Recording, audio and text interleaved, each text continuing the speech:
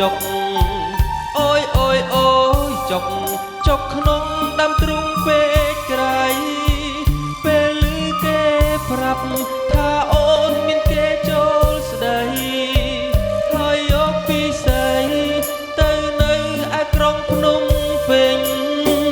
អូយអូយអូយឈឺអូយអូយអូយអូយអូយឈឺអូយអូយអូយឈឺ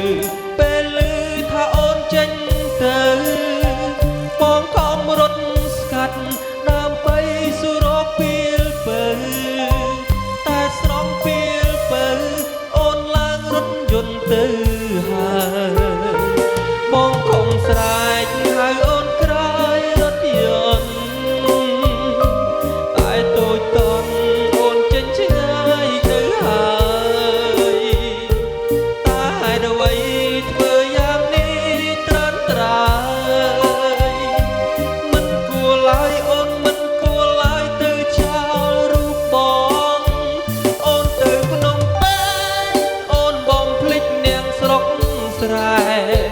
បងភ្លេចប្រុសស្នេហ៍តែធ្លាប់តែស្មងនឹងស្រី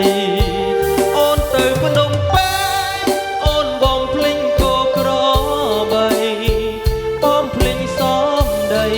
តែស្រីសន្យាពីមុន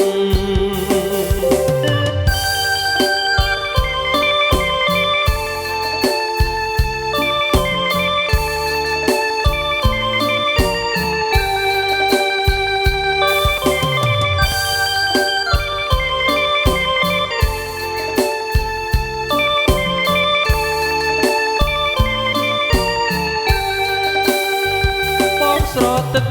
ភ្នែកបងស្រង់ទឹកភ្នែកបងស្រង់ទឹកភ្នែកពេលស្រែ